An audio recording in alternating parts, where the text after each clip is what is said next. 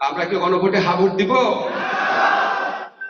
যেই রাষ্ট্রে আর খামখেয়ালি চলবে না, এক ব্যক্তির খামখেয়ালি চলবে না। কারণ এই গণ অভ্যুত্থান বাংলাদেশের প্রতিটা মানুষের শরিকানা আছে এখানে। টুকরা টুকরা লাশ পাওয়া গিয়েছিল তার নদীতে, এবং ওই টুকরা লাশ এবং ওই আইনজীবীর দোষ কি ছিল? সে বিরোধী দলের যারা নেতা কর্মী ছিল তাদের পক্ষে ভোটে লড়তো, আর ভোট দেওয়ার বাধা সৃষ্টি করেছিল শেখ হাসিনা। আমরা কেউ শেখ হাসিনার নীতি অবলম্বন করব না।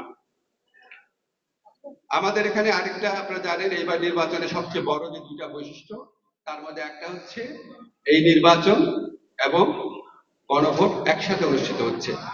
আরেকটা অনেক বড় বৈশিষ্ট্য আছে, সেটা হচ্ছে এইবারে নির্বাচনে প্রথমবারের মতো আমাদের প্রবাসী ভাইরা যারা আমাদের এই আন্দোলনে, যারা খুনি ফ্যাসিস্ট শেখ হাসিনার বিরুদ্ধে আন্দোলনে বিভিন্ন ভাবে ইনভলভ ছিলেন, তারাও ভোট দিতে পারছেন। এই দুটো আমাদের অনেক বড় ঘটনা। তা আমাদের আজকের এই প্রচারণার প্রধান উদ্দেশ্য, আমরা পরিবর্তন চাই, এটার জন্য আমরা গণভোটের আয়োজন করেছি। গণভোটের ক্ষেত্রে আপনারা খেয়াল করে দেখবেন, এটা কোনো দলের পক্ষে বিপক্ষে না, এটা হচ্ছে নতুন বাংলাদেশের পক্ষে বিপক্ষে। আমরা এমন একটা নতুন বাংলাদেশ চাই যেখানে অনিয়ম থাকবে না, অবিচার থাকবে না, বৈষম্য থাকবে না, শোষণ থাকবে না।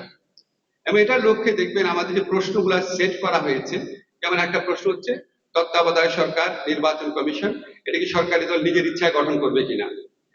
নিজের ইচ্ছায় যদি গঠন করে তাহলে দেখা যাবে ভোটে কারচুপি হয়, ইচ্ছা মতো ইলেকশন হয়, আমাদের তরুণরা, আমাদের যুবকরা তারা ভোটাধিকার থেকে বঞ্চিত হয়। সেই জন্য আমরা জানতে চেয়েছি, আপনারা কি চান যে তত্ত্বাবধায়ক সরকার যখন গঠন হবে এটা কিভাবে গঠন হবে? সেটা কি সরকারি দল একা ঠিক করবে নাকি বিরোধী দলের সাথে আলোচনা করে ঠিক করবে? বিরোধী দলের সাথে আলোচনা করে ঠিক করলে ভালো না? আচ্ছা, আবার যখন নির্বাচন কমিশন গঠন করবে, আপনারা কি চান নির্বাচন কমিশন একটা দল, যে দল ক্ষমতা আছে সে ইচ্ছা মতো গঠন করবে নাকি বিরোধী দলের সাথে কথা বলবে? সেটা তো চান আপনারা বিরোধী দলের সাথে কথা বলুন। তারপরে ধরেন আমরা বলেছি যে একজন মানুষ 10 বছরের বেশি প্রধানমন্ত্রী থাকা কি উচিত? উচিত না। আমরা চাই একজন প্রধানমন্ত্রী থাকবে 10 বছর থাকবে, তারপর তার দলে নতুন নেতৃত্ব আসবে। একজনের হাতে যেন ক্ষমতা কুক্ষিগত না হয়। একজনের হাতে ক্ষমতা কুক্ষিগত হলে কি হয় সেটা আমরা গত 15 বছরে দেখেছি। এবং আমরা এটাও চাই প্রধানমন্ত্রীর ক্ষমতা যেন অসীম না থাকে, তার উপর যেন নিয়ন্ত্রণ থাকে। প্রধানমন্ত্রীর একা হাতে যেন সকল ক্ষমতা না থাকে।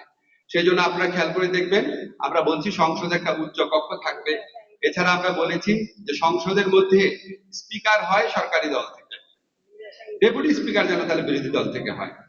আবার যে সংসদীয় কমিটি আছে, সমস্ত মন্ত্রণালয় বিষয়ক কমিটি আছে, সরকারি দল যে থাকবে সে 10টা কমিটির মধ্যে না হয় তার 6টা থাকবে, 4টা তো বিরোধী দলকে দেওয়া যায়। তাহলে সকল দলের সকল মতের মানুষের সেখানে প্রতিনিধিত্ব থাকে, সবাই নিজের মনের কথা বলতে পারে।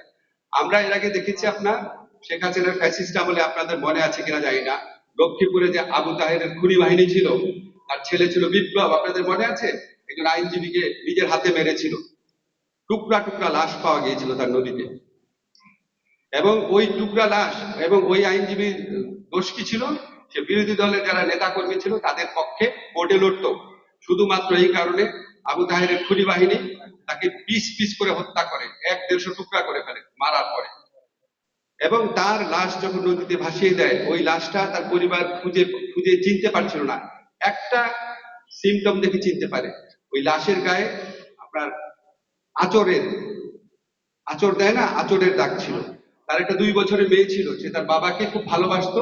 বাবাকে যখন আচর দিত নখ দিয়ে, বাবা কখনো মানা করতো না।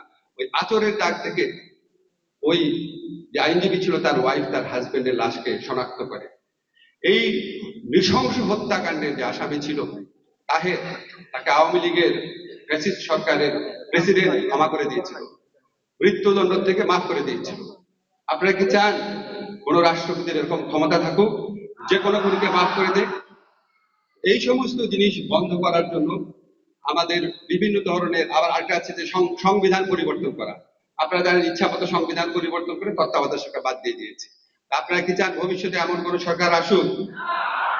কাজেই আমরা এই সমস্ত পরিবর্তন আনার জন্য, আমার খুব ভালো লাগছে আপনাদের রেসপন্স দেখে, আপনারা ক্লিয়ারলি বুঝেছেন যে আমাদের একটা পরিবর্তিত রাষ্ট্র দরকার, আমাদের একটা নতুন রাষ্ট্র দরকার।